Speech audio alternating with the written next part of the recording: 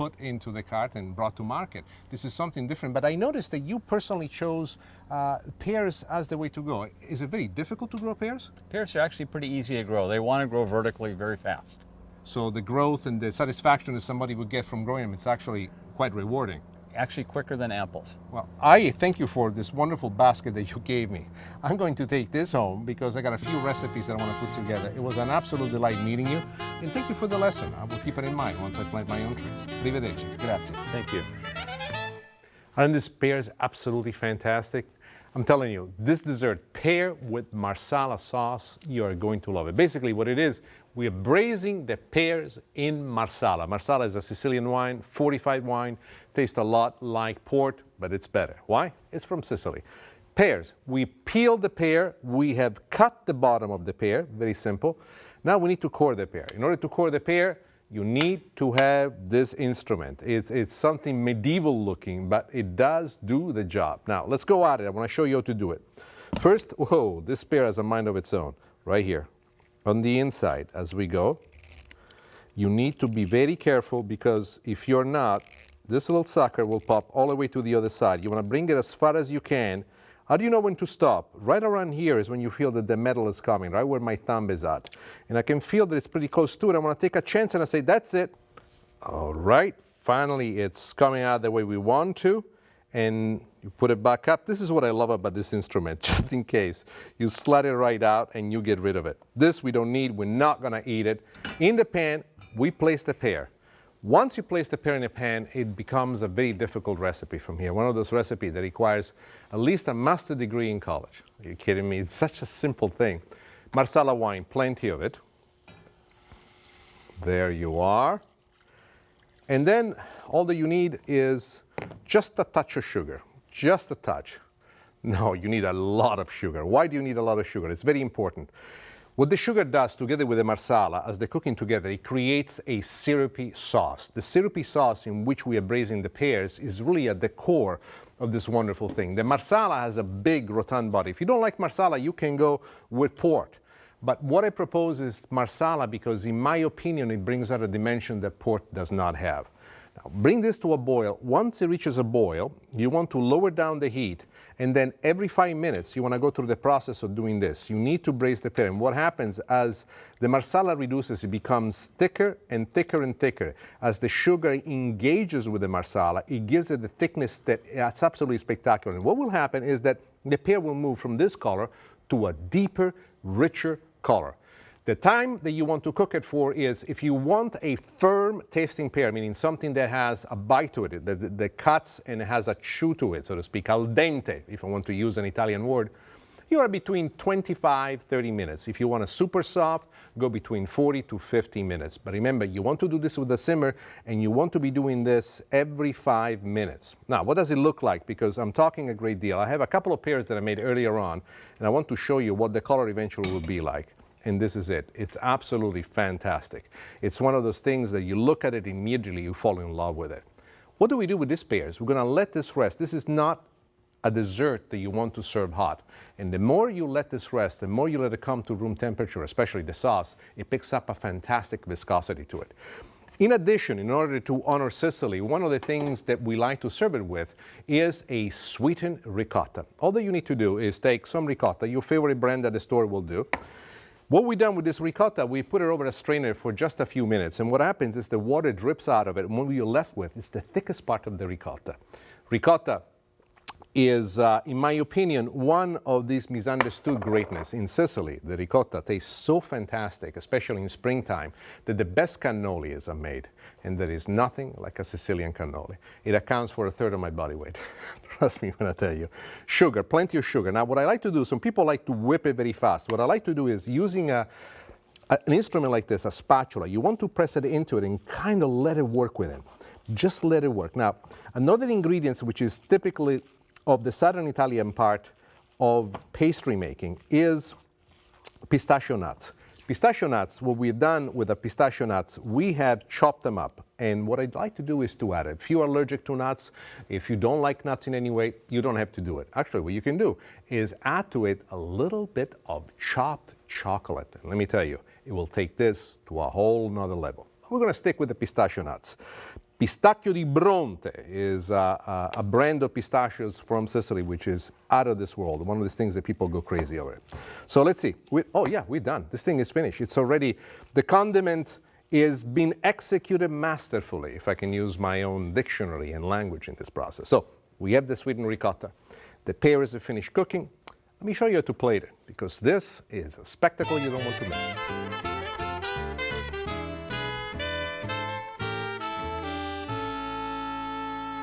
I've taken the pears out of the sauce. I've reduced the sauce a little bit more to get it nice and viscous and thick. Let me show you the thickness of it because it's splendid. This is what you're looking for when you make it at home. Splendid indeed. Now, let's go and put it over the pear because this is a money shot, as I like to call it. Look at this. This to me is fabulous. By the way, in some parts of Sicily, what they do, they thicken this up with chocolate. Dark chocolate, that would be. So the sauce is very rich. Do take it serious. The last bit that I do is adding the little bit of the sweetened ricotta that we've done before with the pistachio, nice and sweet. And here we put it right next to the ricotta, right next to the pear. The pistachio nuts make a wonderful contrast as you bite into the flesh of the pear. And a little bit of mint, just because you really don't need to have it there, but is the wonderful combination of colors, flavor, spices. There are some elements in just about anybody's culture that remind you of your past, especially for us immigrants going to another country. Some of these things bring you back. Marsala is one of them, the mint is another one of them. So here we are with pears braised in a marsala sauce. It is absolutely fabulous, it's very easy to make, and I'm convinced that quite surely soon this will become your favorite dessert. And there it is.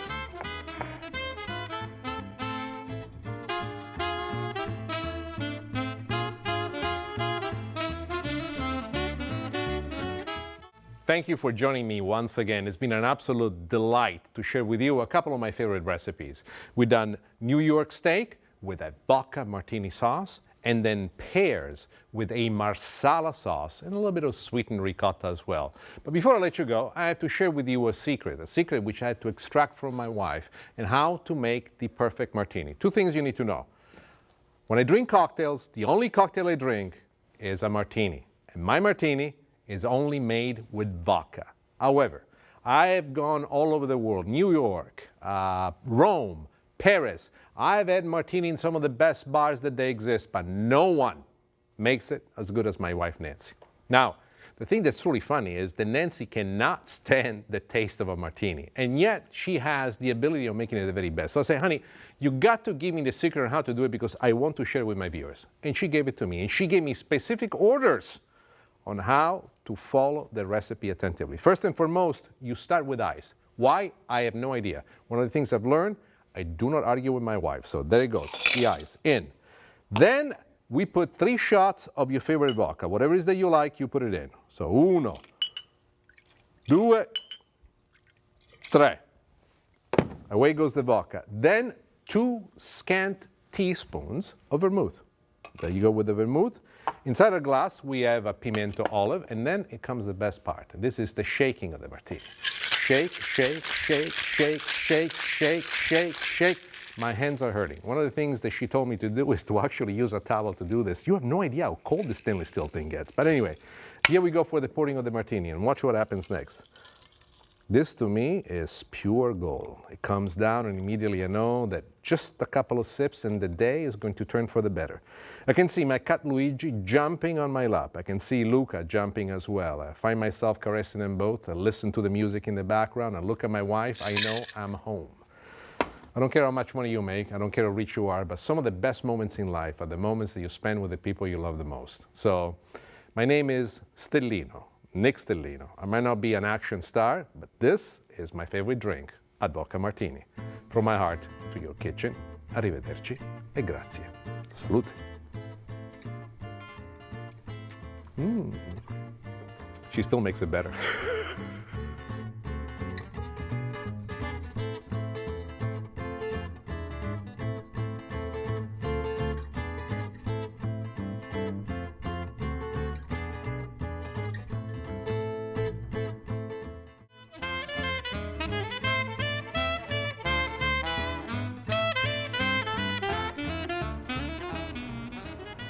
Some people like gin. I like vodka. Why? Well, gin is made from vodka. It's a second distillation that takes flavor, some flavoring that's added to it. Vodka in its purest form is 95% pure. It could be made from potato, wheat, grains, even fruit for that matter. As a matter of fact, different ingredients give to the vodka a completely different flavor. I would suggest that next time you stop at your favorite liquor store, try different vodkas to get a clear sense of the flavor profile that you like. As for you martini drinkers, you can go with gin, but if you're anything like me, vodka is the only way. Welcome, I am Nick Stellino. Today we have a couple of wonderful recipes for you. As a matter of fact, we will make shrimp with garbanzo, arugula, and sun-dried tomatoes in a Chardonnay sauce. And then, oh, it's not finished. Then we're gonna do roasted shrimp with watermelon and goat cheese salad. Please, join me in the kitchen.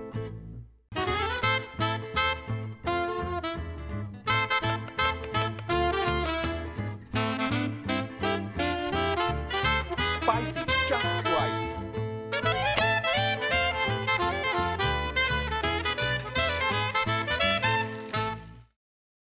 Deborah, I will take a pound of the shrimp that you showed me. I'll get that for you, Nick. Thank you, appreciate it. Shrimp, I love shrimp. Shrimp is mysterious. As a matter of fact, more often than not, people make a mistake between shrimp and prawn. They're not the same thing, they're completely different. The reason why sometimes shrimps are called prawns is because the colossal shrimp, I love that name, who came up with it? Must have been a great marketer. Colossal shrimp is referred to any type of shrimp that's large enough. There's only about 10 to 11 of them maximum in a count of a pound. Colossal shrimp sometimes is referred to as a prawn, but they are not prawns. They are colossal shrimp.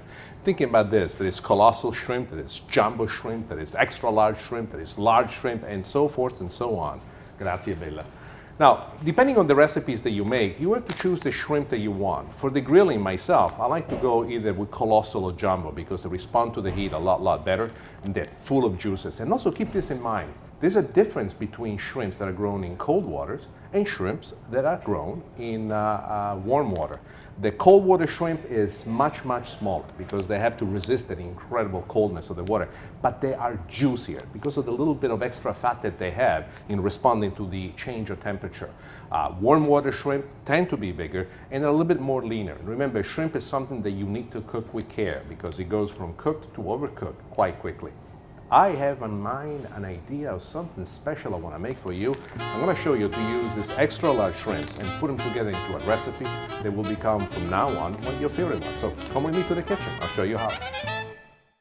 Shrimp with garbanzo beans, arugula, and sun-dried tomatoes. What a saute this is. It's wonderful. By the way, not only that, we'll make a Chardonnay sauce. You will love the way in which we make this because it's completely full of flavor and a different way to approach it. Something that involves, I'm not telling you the secret. You're gonna have to watch. You ready? Let's go at it. Now, usual situation, we want to start out and build the sauce element by element, bringing it to where ultimately will give us the greatest yield of flavor. The beginning always remains fairly simple, remains the same. And you have to remember that when we discuss onions, celery, and carrots, they are present in just about every sauce making technique that exists. This in Italian is called il soffritto, also known as il triumvirato. The meaning of triumvirato means the three famous ones. As Italians, we get to over-romanticize everything. But no matter what type of sauce you make, these flavors bring in the established building block upon which all of the various layers are built upon. How you treat them is extremely important.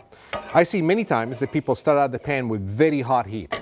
Very hot heat tends to scorch the veggies. And in my opinion, if you darken them at the very beginning of the sauce, you turn the sauce to a side, which I don't find to be as appealing as it should be. The reason why I always start this on very low heat and bring it to temperature as we go about is because I want 3 to 4 minutes of individual heating in the pan with these ingredients to get for us what we want to have.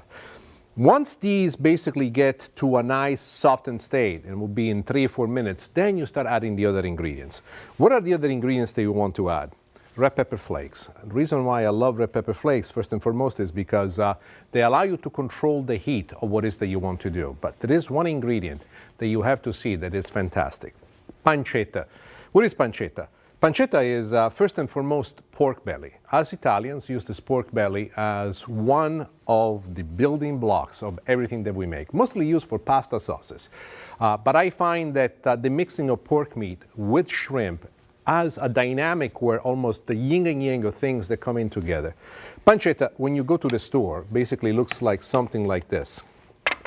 Basically, this, as you can see it, is the belly of the pork that has been rounded and is being tied up and it's been let to cure for quite a bit of time.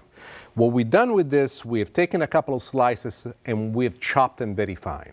Very important for you to realize, if you don't have access to pancetta, because more often than not is only available in Italian deli, the one thing that you want to do is you can basically use bacon, any kind of bacon, even maple glazed bacon if that's the flavor that you like. As you can see, our ingredients are starting to get nice and hot. Here's the moment in which we add the pancetta. Why do we add the pancetta? The fat of the pork, the presence, the flavor of the pancetta itself is right now building this block that gives this sauce a stance that ultimately will be mulled over by the other ingredients which are not secretive. Here is garlic, cut nice and thick. In the sauces, I don't like to add chopped garlic, especially if I'm going to cook it for a long period of time. I want the garlic itself to continue to cook without turning the sauce one way or the other. There is nothing more dangerous, nothing more difficult, nothing more disappointing when the garlic is used and unfortunately for us burns and it takes the sauce to a direction where we should not have gone. The next addition is an addition of wine. I, in this particular case, love the addition of Chardonnay wine. You can go with any wine you want, even Sauvignon Blanc. But whatever it is, I propose that you use a wine which is dry in character, so maybe nice and buttery with a round body. And this will do it for us. So a little bit. We want now to crank up the heat. You want to let this wine evaporate. When you make this at home, allow for this wine to just reduce by at least half of the amount that you've added. The next addition that we're going to make once the wine has evaporated is chicken stock. I always like chicken stock as my go-to stock. The reason why is because of all the various stocks that you can have access to, it is the most gentle one. Does not have a flavor that completely overtakes the flavoring of the sauce. Bring this to a boil. Once it reaches a boil, reduce it down to a simmer and let it simmer for, I would say, a good 45 minutes. And then we'll strain it. Once we strain it, we go from the looking of this to this other look right over here, and you can see how the sauce is now reduced, it's completely strained, and we'll finish it later on in the plating portion. One ingredient which is extremely important is what I'm holding right here in my hand. This is a bay leaf. Fresh bay leaf, if you have an access to it, make even a better sauce. Dry bay leaf is great. This is what you'll find at a regular supermarket. Add it into the sauce. As the sauce is simmering, it will open up, expand into another flavor. Let's deal with the shrimps. These guys are fantastic. By the way, somebody should write me. How do you go with the plural shrimp? Shrimp or shrimps? I have no idea. Lived in this country for so long, I still make up my own words as I go along. Here we go. A little bit of paprika. I like what paprika does in terms of coloring the fish. Onion powder. Oh, yes. And a little bit of garlic powder as well. And then wildly, the next thing that we're going to do is put a little bit of salt. What I like to use is sea salt. People say, Nick, why are you so favorable towards sea salt? In my opinion, what sea salt does for us, it brings out a flavor that really is not aggressive. Has that ever happened to you, for example, you try some salt and you find that it's so aggressive, almost offensive? Sea salt has a smooth, round finish to it, something that truly brings everything into position. So here we go right now with our shrimp. I'm using extra light olive oil. The reason why I'm using extra light olive oil is because we're going to cook with very high heat. And if you were to use extra virgin olive oil on something that cooks with such high heat, might actually cause for the oil to burn. Now let's take a look and see if the oil is ready. Here we go.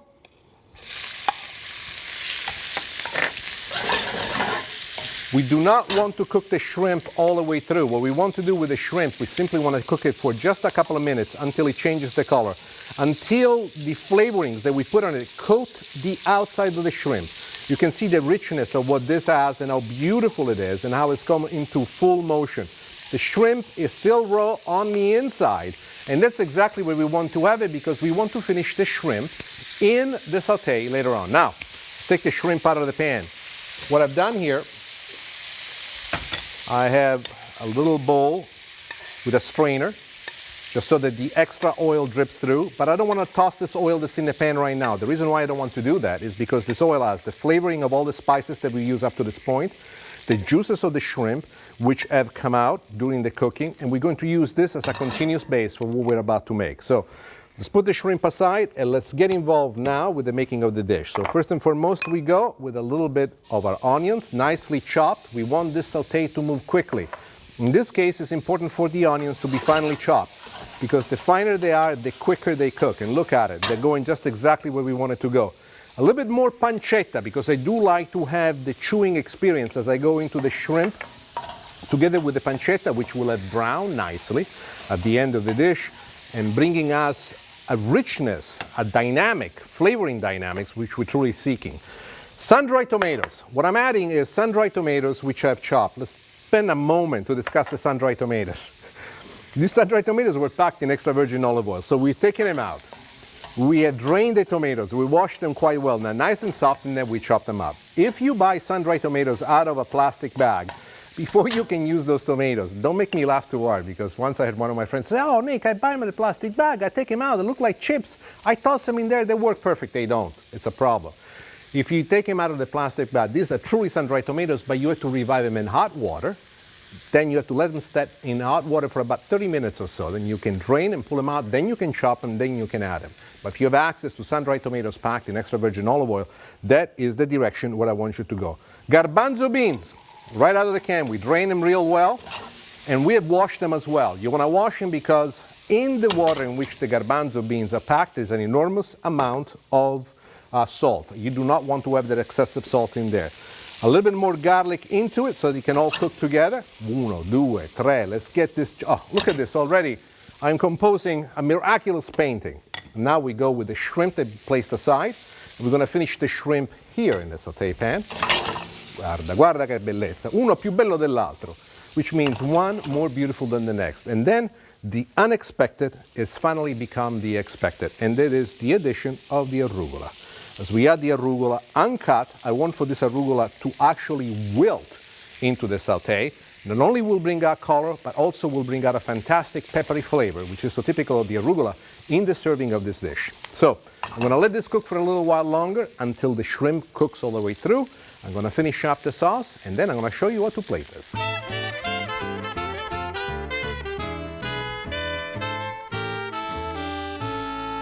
Very simple presentation. The shrimp has finished cooking. I'm turning it off.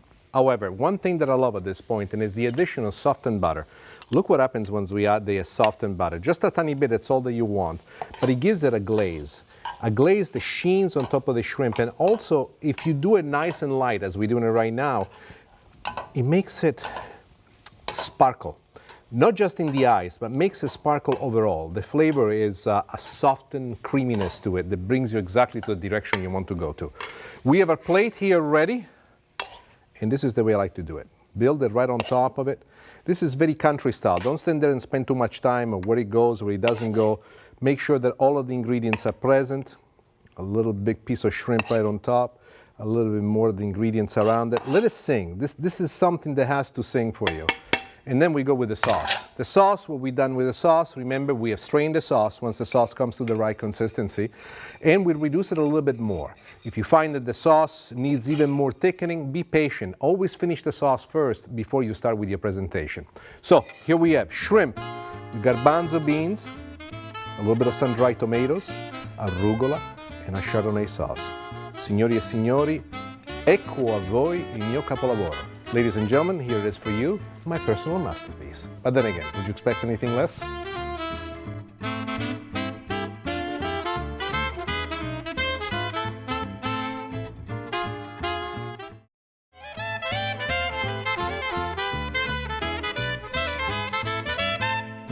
Shrimp. I love everything about shrimp. The most important thing about shrimp is not just the flesh itself, is the shell. As a matter of fact, if I can give you a big word of advice, is when you shop for shrimp the next time that you do, make sure that you save the shells. What I like to do is to put them inside a plastic bag, put them in the freezer, and when I have enough, I make my own shrimp stock. You will love me for that alone. The other thing is how to handle shrimp, how to cook it. Depending on the size, the timing of the cooking varies, but the best way to go at it is with high heat, blasting it for a short period of time to really bring out the flavor into the shrimp before you cook it is to brush it with a little bit of oil and then spice it up with your own favorite flavor mix of spices. Sugar, salt, pepper, yes, sugar works wonders. Paprika, onion powder, garlic powder, so that when you finally cook it into the oven or under the broiler, immediately all this flavoring become almost a crust-like. On top of it, many times you find yourself in need of small shrimp, but they're not available, and all that you can get is colossal shrimp. If that is the case, do not despair. Simply treat the shrimp as I told you, take the shell out, cut it in small pieces, and do whatever you need to do. Life is made of improvisation. It makes life a lot easier. Roasted shrimp with watermelon and goat cheese salad. Interesting story on how I came up with this recipe, and I'll share it with you in just a moment. But first, let's get cooking. Behind me, the oven is preheated at 500 degrees. Now, let's flavor the shrimp. The flavoring of the shrimp is, I would say, an Ixtellino signature. I'm starting with onion powder. By the way, this type of onion powder is not the powdery one, is the granulated one. In this particular case, if you can, I'm adding now garlic powder. If you can find this, is much better. The reason why I like it so much more is because once this shrimp roasts in the oven, salted by the 500 degrees heat, one of the things that you'll come to love is that you find these little bits of flavoring given to you by these granulated forms of the spices almost to explode outward. Just imagine this as the shrimp is cooking, roasting inside the oven. The juices of the shrimp are coming out. They are embracing these tiny bit granules, and as they do that, they are completely amalgamated into what I refer something that would ultimately lead you into culinary submission. By the way, the last bit of red that you saw added to it, there was paprika.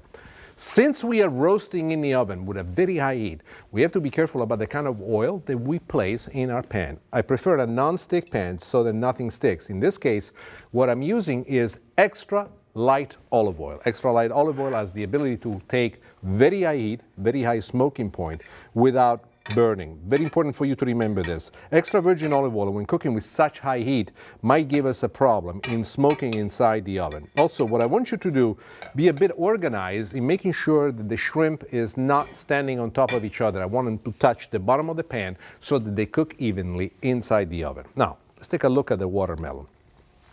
This watermelon is a beauty. Big slice, about 2 inches. Take a look at this. I mean, you can see how thick it is. How do we get our watermelon to look like tomato? Yeah, this was the idea that I got. I was thinking, look at the tomato salad, you know, the tomato and mozzarella salad that everybody does. Why couldn't I do it with watermelon? And then I thought, what are the ingredients could I put? I opened up the refrigerator, there it was, the goat cheese. And this is really how I was led on to it. What we have in here in my hand is a cookie cutter. Now I'm gonna use this cookie cutter to cut the shape that I want out of the watermelon. Watch how I do it. Very simple. You go straight into it and you cut it all the way through. Separate this away. Now, how do we get this piece out? You can do it with your bare hands, but I find that it's much safer by using an instrument like this wooden spoon and moving it, pushing down with a spoon and moving this up. You see? Very safe, very simple. But we're not done yet. We have to continue with what we need to do, and that is we need to cut it in rounds. Let me show you how to do it. Very simple. Very sharp knife. I'd say about 1/4 inch is what you want to go, and with 1/4 inch you go attentively all the way through. You can make it as thick as you want to. But remember, you don't want to make it so super thick. You want to make it so that it's easy to cut through, easy to glide, and ultimately to create the towers that we want to do. Now, let's lay them all out here because I want to show you how I came up with another idea. Goat cheese. Goat cheese, it's a fantastic cheese. I love it. Creamy, has a nice saltiness to it. It has a presence that really enhances the flavor of everything, but very, very soft. So, what do you do with goat cheese? How do you use it in the context of this recipe in a way that's easy to go through and even assemble, especially if you're making it for a large number of people? We're taking the goat cheese out of the plastic wrapping, and usually the goat cheese that you find in your local supermarket is shaped to look like a log. It's been taken out, we placed it on a plate like this, and before we cut it, we put it into the freezer, not to freeze it, but to chill it to a hard-like condition. Then it's a lot easier for us to cut the rounds. Now watch, because it's another little trick that you're going to love. You see these rounds right here? These are the rounds that I have laid out. And if you see the visual where I'm going with this, you'll understand what the next step is. Right next to the rounds, I am placing now the rounds of the watermelon. If you don't know that this is watermelon, by the way, the first time I published it in a post that I did, people thought that it was tomato. Here we have a smaller cookie cutter. You say, why? This cookie cutter almost matches the same roundness of the goat cheese, and you'll see how lovely this is. So what I do is I choose the best slices of the watermelon that I have, and I basically cut it into smaller rounds again. Watch this here as well. What you notice is that at this point it's so thin that just by pulling it away with my finger I can do it. You want to have a total of 3. That's all that you need. You don't need any more than that. No, I don't like this slice. I like this one instead. So here you go. And it comes out. We have here all the elements for the making of our salad. We have 2 slices of the goat cheese, 3 slices of the watermelon. The last thing that we need to do is we need to put this shrimp into the oven. Preheated at 500 degrees, we're gonna let it cook for about 4 minutes on one side. We're gonna turn it on the other side, give it another 3 minutes at most, and then bring it right out. And I'm gonna show you exactly how to plate this wonderful salad.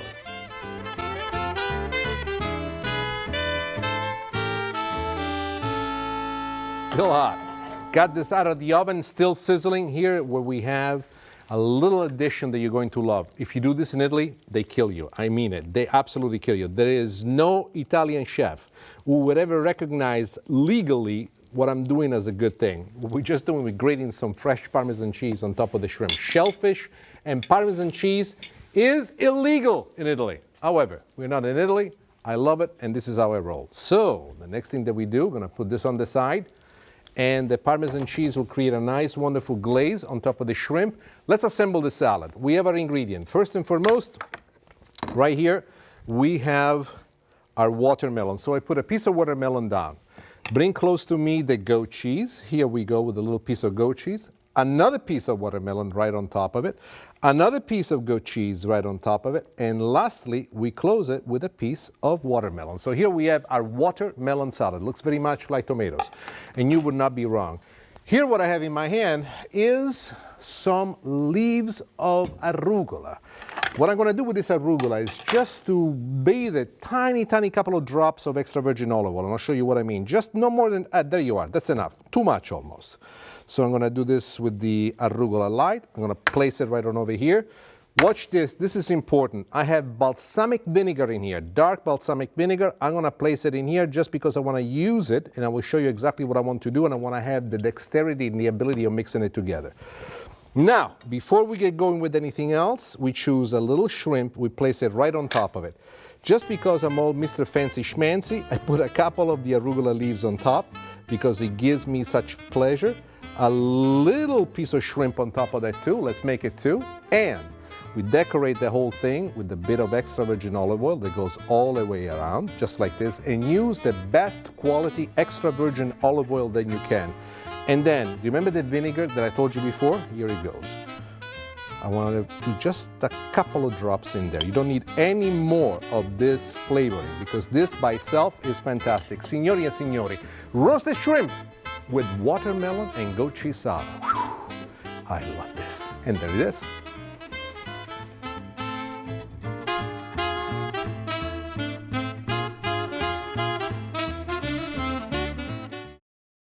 Thank you for joining us today. I hope you enjoyed the recipes that we made together. Shrimp with garbanzo beans, arugula, sun-dried tomatoes, and a Chardonnay sauce. And then this wonderful salad with roasted shrimp, goat cheese, watermelon, and even a little bit of arugula. These are very simple recipes, yet very elegant and very powerful. I hope that you will share it with your family and with your friends. And my wish is that you will turn your home into your favorite restaurant. Until next time, ciao a tutti.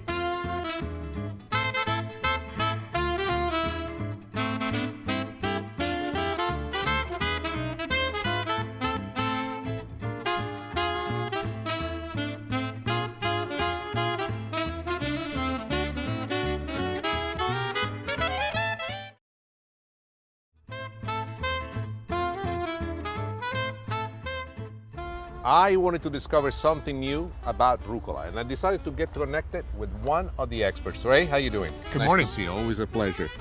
I want to share with the viewers something unique about rucola. Why don't you tell me, what are these two different types of rucola that you're growing? This is a arugula roquette. It's Roquette, like a rocket. like a rocket. Yeah. It's a baby variety. We eat it original.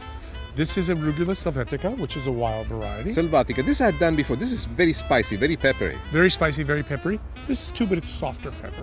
Now, you have a 10 by 4 bed in here. I see that you got several others. How difficult is to actually manage? It's very easy. Very easy. Yes, You sir. let that go to flower, I see. Yes, I let this go to flower. This just seeds itself across the garden and comes up wild. And this one instead, the This roquette? one I sow seed. One of the things I want to share with you is that if you have the opportunity, if you have the right site and the exposure to the sun, you should start some of this gardening. This is very easy to grow. It tastes fantastic, and in no time at all, you can develop the passion that this man has. Thank you so much. I'm taking welcome. some of this home now. I want some of that. I want some of that. Ciao, I am Nick Stellino. Today we'll make a couple of wonderful dishes. We will start with veal chops with pork and gorgonzola sauce, and then ricotta cheesecake with coffee and chocolate. Please, join me in the kitchen.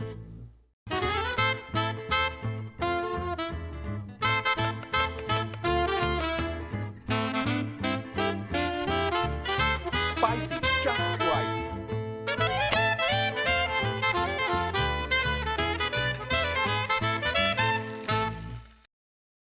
When you want real cheese, you got to come to a real cheese shop, and this is what I'm doing today. I'm here with my good friend Sherry Levine. Hey Sherry, how you doing? Hey, Nick, how nice are to you? see you. I called in, I wanted some gorgonzola. Oh, brava, brava. Gorgonzola. The name alone is difficult, not for me, it's my native language, but try to say that fast, 10 times. Gorgonzola, gorgonzola, gorgonzola. You will not be able to do it. But what is gorgonzola? Gorgonzola is a type of Italian blue cheese. Gorgonzola is also a town north of Milano, and it is in that town that gorgonzola was generated. The history of how this cheese came about, the invention of this cheese, is quite unique. You see, all the ranchers that used to take the cows up in the hills, especially in summertime, to go to greener pastures, on the way down they would stop on the way to Milano to Gorgonzola, which was a very famous trading center. In that place, after not seeing their families, their friends for quite a few months, they were ready to party. Wine was the party of choice at the time. Most of the osteria, those are local spots where the wine was available for everybody, would accept, for those that did not have any cash, payment in cheese. And so much were the quantities of cheeses available that they would put them into the wine cave. And they discovered that after 3, 4, 5 months, the cheese started to develop this little bit of mold. The mold is truly what brings the flavor of the gorgonzola. It is soft, it is sweet, and it gives it a certain piquancy that is not met by any other type of cheese. Gorgonzola, in my opinion, is the definitive style of making blue cheese. Spectacularly good, great. I am so enthralled by looking at this particular gorgonzola that I'm gonna take this piece home and I'm gonna do something special with it. Hey Sherry, do me a favor, wrap this up, I'll buy the whole thing. Got it. Grazie bella. Gorgonzola, isn't this a fantastic piece of cheese? The name alone, Gorgonzola. If you can say that, you can learn Italian in 2 easy lessons. Well, what we have today for you is a wonderful recipe that I make with veal chop, one of my favorite meats. By the way, this recipe you can use it both with veal, you can do it with pork, you can do it with chicken. If you do it with chicken, I would propose you use thighs instead of breast. They respond a lot better to this type of marinating and to the side of sauce, so you can make your own substitutions. Let's talk about the veal chop. Now, we've done something unique to the veal chop. Look how beautiful this veal chop is. First and foremost, we have Frenched the veal chop. What does it mean, Frenching? You can see the bone, how naked it is. It's being completely clean. The butcher will do this for you, by the way. You don't need to worry about how to do it at home, but you want to get it this nice and clean. Do keep the trimmings. The trimmings, the part of the meat and gristle that comes off the bone, is something that we want to use for the making of the sauce. That is very important. As well as that, the other thing that I want you to realize is that we have tied this veal chop. Why do we tie the veal chop? We compress it. You see, this little bit of rope that we put around it, well, more like a string actually, makes it compact. It shapes it into a nice round. And then when you cook it, it keeps that shapes. Cooks more evenly, but it's also much prettier to see it that way. Of course, cut off the excess of the string so that you don't need to deal with that afterwards. The marinade. Why the marinade? People say the veal chop is fantastic tasting. What do you want to put marinade? You're right. It's fantastic all by itself. But the marinade gives it an extra dimension. And this marinade, I created it by a lot of different tries. And you will see how simple it is to make and how interesting it is. Since we do have port in the sauce, one of the ingredients that I wanted to put into the marinade was port to begin with. So a little bit of port goes in there. Then I always want something to counterbalance. I like ingredients that dance together, but they have different characters. So we put some sugar in it, together with the sugar finely chopped garlic. And I like it in this state because I want for this garlic to release its juices in the marinade. Now watch this, you're going to love this. This is hot sauce. Choose your favorite brand of hot sauce, put it in there just a little bit. Be careful because you do not want to take this over the top because the meat will respond to that. In my garden, I have a lot of rosemary. So I was walking around, what goes well with veal? How about rosemary? So I took some rosemary and I put it right in here. And then a few teaspoons of chopped white onions. The finer you chop it, the better. Of course, it doesn't hurt if you put a little bit of salt and a little bit of pepper. The next part to this is actually to add water. Water is very important because what we want to do is completely submerge the veal chop. How long should you marinate it for? Well, this is an extremely important question that deserves a very serious answer. This is a very dense kind of meat. What I like to do is to put it in a vessel very similar to this that can hold the meat all the way through. You want to make sure that you submerge the meat. So there's already some marinade that I made before, but here it goes. You want to make sure that the meat rests in there nicely. You want to place this in the refrigerator, cover it with a little sheet of plastic coating on it, and let it sit in the refrigerator overnight. During that process, I would propose that every few hours you turn it so that it equally imbues the flavor from one side to the next. These flavors will be something that will jump at you when we grill it later on, and when you finally taste into it, it's not just the flavor of the meat that you get, but the salt together with the sugar, with the pepper, and the hot sauce is going to give you an expansion of flavors as you've never seen before. And it's going to be a fantastic surprise. Marinating the meat, the chicken, the pork, truly brings out a fabulous combination of flavors. And talking about combination of flavors, let me build for you this port sauce. Port sauce, in my opinion, is one of the simplest yet one of the most complex sauces because of the flavors it's able to accept. We start always with a little bit of chopped onions. The onions are going to give us our base. While the onions are nicely sauteing, what I want to add is fresh rosemary leaves. People say, but why adding the rosemary leaves now? Remember, this is a sauce that ultimately we're going to strain. The most important reason why we're adding the rosemary at this point is so that the rosemary, as it fries together with the onions, as it combines its flavor to the onions, is already creating a structure, a base, a foundation. To this foundation, we keep adding. And the things that I like to do, first and foremost, is to add our veal trimmings. You remember I told you, keep the trimmings that you've had after you clean the veal chop?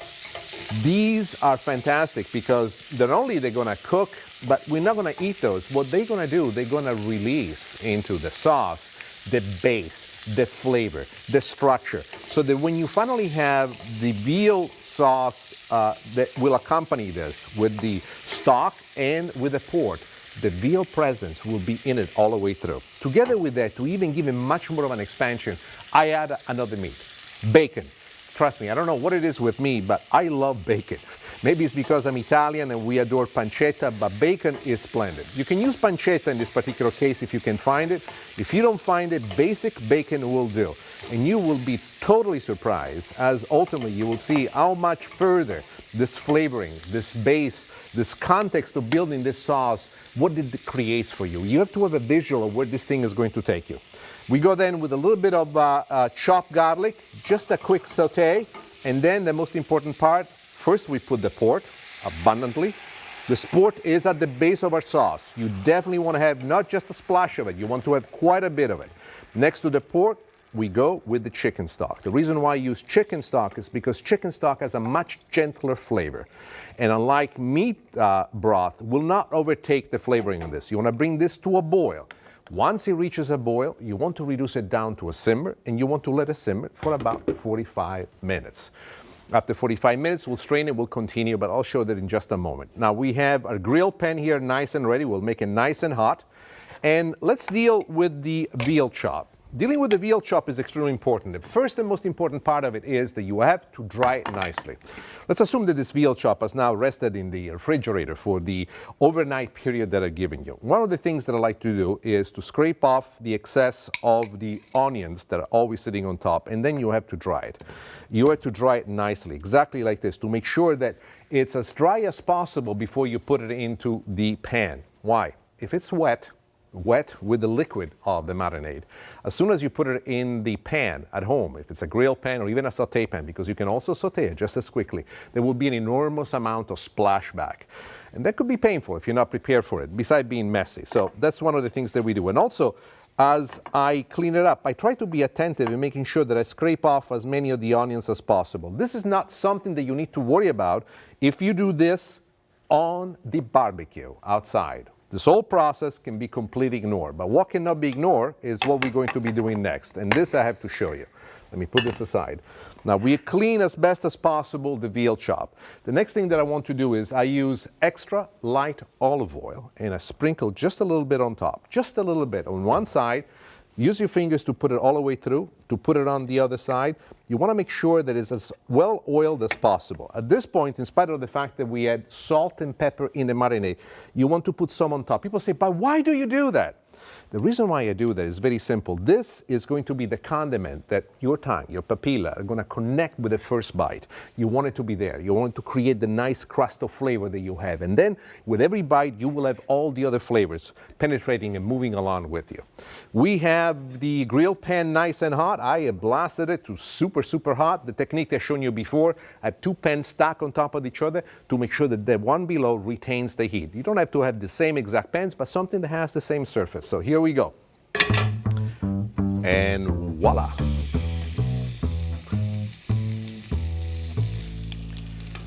Depending on the size of the veal chop, you want to cook it at least 6 to 8 minutes per side. Once the veal is cooked all the way through to the doneness that you want, just take it off the grill pan, take it off the barbecue, take it off the saute pan, and let it rest for at least 5 minutes. Now, the next thing I'm going to show you is how to finish the sauce and how to plate this wonderful dish.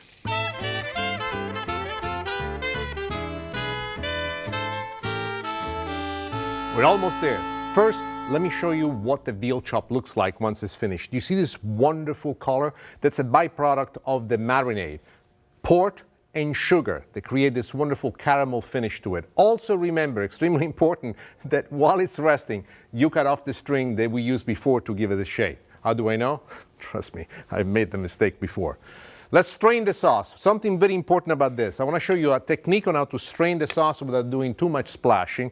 And the other, I want to show you the difference between the color of the sauce once it's strained and once it is finished. So what I like to do is, especially working with large quantities, is to strain it this way. What it prevents from doing is splashing back, and at the same time it gives you control on what it is. This sauce that we made, we have enough for 4 people. Even though if they're anything like me, they're gonna fall in love. Look at this. You see the sauce left behind? It still looks like stock-like consistency. It's dark, it has the color that we want, but it does not have the consistency that we want. It's still very watery, full of flavor, but very watery. So what we have done, we have strained it real well, we have put it back in a pot, and we have reduced it by half. As it reduces by half, the consistency changes completely, and I will show you what that looks like. So look at this. You see how wonderful, luscious it is, the way in which it pours. You can see the sauce consistency. This, to me, is what I love in the making of a sauce. But we are not done.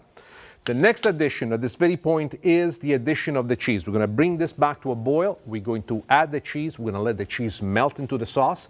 And then I'm going to show you exactly how to assemble. So here we go. We go with the gorgonzola cheese straight into it. And now let this melt.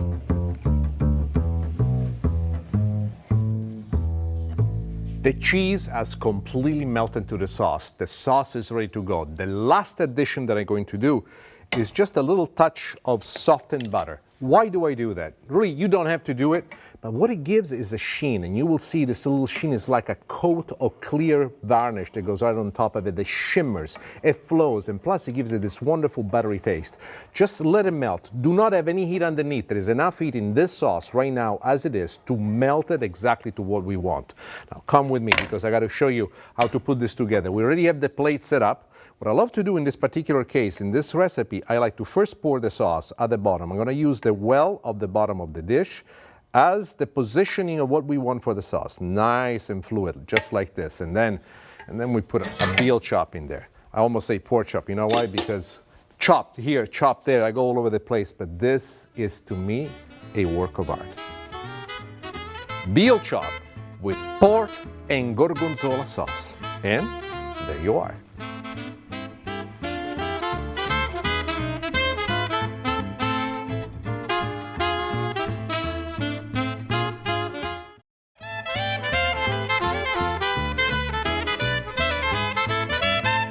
Sherry, you got my brava, grazie. Ricotta.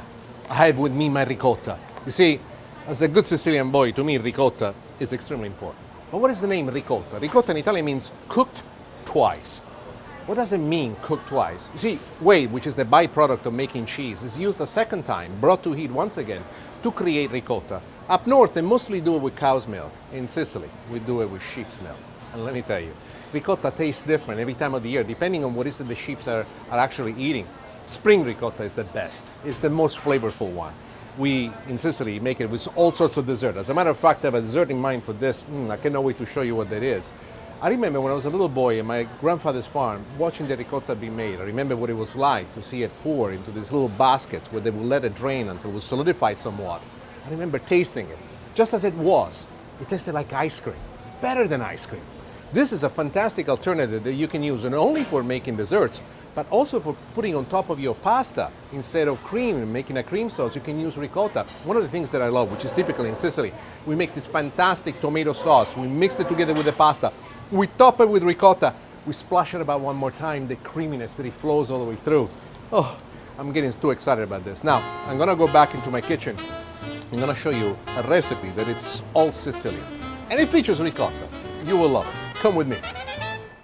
Ricotta. I love it, especially in Sicily. Sicilian ricotta is the best. That's it. I don't want to hear any arguments. What have we done with the ricotta? We have drained the ricotta to make sure that all the excess water has gone away. So that's why it looks so nice and thick and fluffy. Let's put this aside and let's get started immediately with the making of this dessert, which makes me absolutely child happy.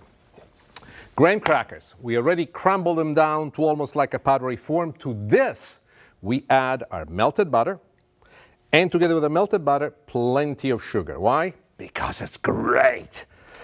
Now, we mix it together just like this. This is going to be the crust that we are going to use for the making of the cheesecake. We have a springform pan on the side, and we're going to line the bottom of this, and you're going to have to use your hands. So for all of you that don't like to get your hands dirty, well, this is not a job you want to do, but it's a fun job. Why? Because you get to lick your fingers afterwards. This is what I like to do. Use the back of your hand. I use my hand as an equalizer.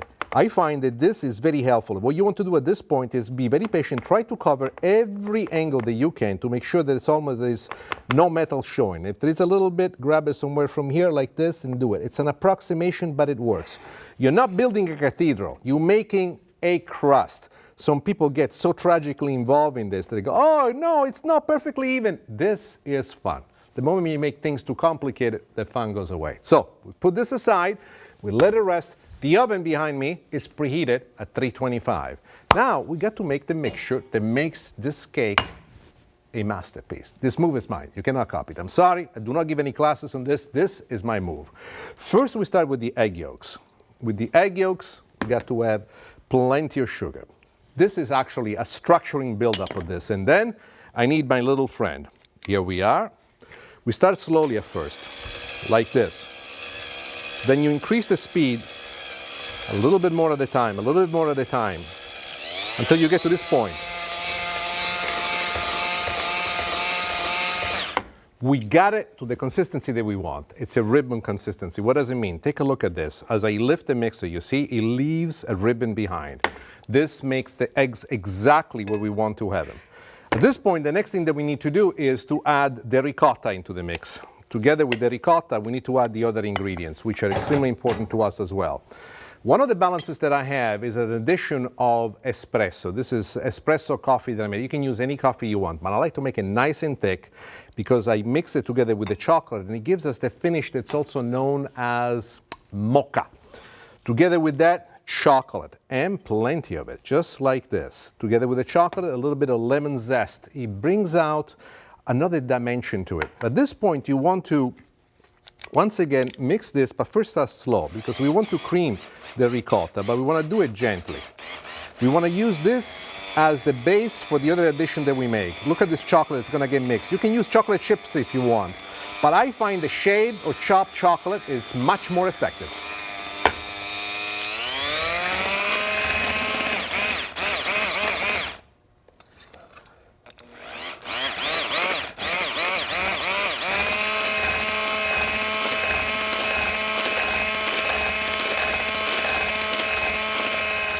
Now, we get the ricotta to the perfect consistency. The next addition is the most crucial and the one that requires the most attention.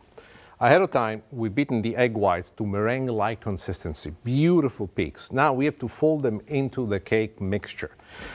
This is what a lot of people make a mistake. And the mistake is that they rush and they beat it very fast. What you want to do this at this point is the most gentle approach. We've been beating the egg yolks with great violence, turning into a ribbon-like consistency. The egg whites are this consistency so fluffed up because they're full of air. This air is for us the structure that gives the cake its lightness. If you were to move fast and strong against it, ultimately you would have something that has a very flat consistency on the inside. The gentle approach that you have, the loving care on how you fold this from underneath and bring it forth, from underneath and bring it forward, will allow for you to have the perfect ricotta cheesecake, something that will make you say, I am as good as Nick Stellino. And you know what? You are.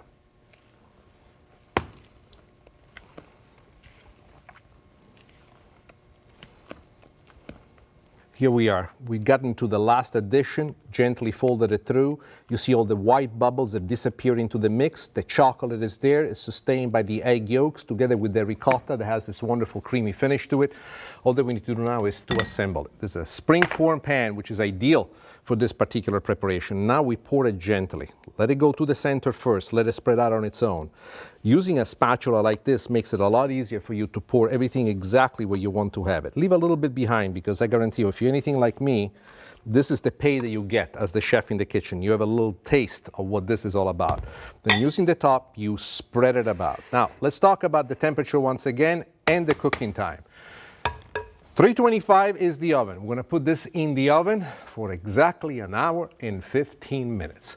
Then I want you to take it out. I want you to let it rest for at least 30 minutes until it's nice and cool. I would say cool enough that you can actually handle the pan without the assistance of any towel. Two schools of thoughts at this point. Some people say, oh, just give it 2 or 3 hours and it will be ready. I personally feel that you should put this in the refrigerator overnight. As it chills, one of the things that I feel that comes together, all the flavors, it's like, it's like when you make a stew, it tastes better the next day. Well, the same thing with my cheesecake. It tastes better the next day. So if you're gonna make this for a party, make it ahead of time and make sure that it rests in the refrigerator properly. Let it rest. When it's time to serve it, bring it out. Remember, it's gonna be very, very cold. Let it come to room temperature at least 20, 30 minutes before you serve it, and then cut it into slices. As a matter of fact, I'm gonna show you exactly how to do that.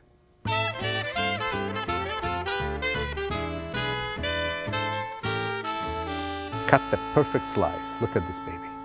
Is she gorgeous of what? Now, I'm gonna let it rest here on top of my blade because I wanna give you a couple of tips that you're going to love. When you're cooking for a large crowd of people, don't wait on the last minute to cut the slices. Cut them ahead of time. To make sure that you can cut every slice and just have a secure cut one after the next. Remember, cheesecake like to cling onto the knife. But what I've done, I warmed the knife inside this very hot towel. Place the blade inside of it, just warm it up for a few moments, makes it a lot faster. How to serve it. This is the part I love the most. You can do whatever you like, your favorite recipe, you can use mine, but here is chocolate sauce. So what I like to do is to place the chocolate sauce right at the bottom of the dish, something like this. And then, right on top of it, we put a little bit of our slice like this. Yeah, do it delicately. Next to it, I love to put a little bit of the shaved chocolate on top. You don't have to do this. It's overkill for someone, but to me, it's just beautiful. Then I fan a strawberry. I'll put the strawberry right on top of it, exactly like this. There you are. And then I say to myself, Stellino, today is not a day to be on a diet. As a matter of fact, whatever the diet is for today, I just broke it. Ladies and gentlemen, this is ricotta cheesecake, coffee and chocolate chips, and also a little bit of a chocolate sauce. And there it is.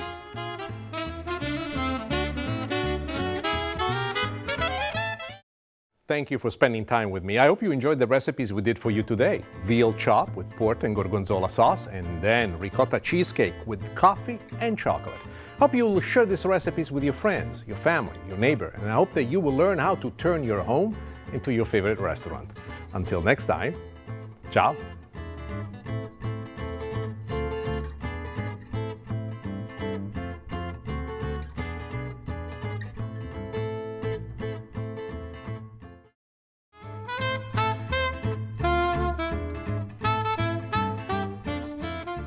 I came here at my favorite cheese shop to get burrata. But what is burrata? Burrata is a type of mozzarella. But unlike mozzarella, in spite of the fact that it's made through the same process of pasta filata, burrata is filled both with pieces of mozzarella and with cream, so that when it's sealed, the cream remains on the inside. I think that burrata is almost a built-in dessert.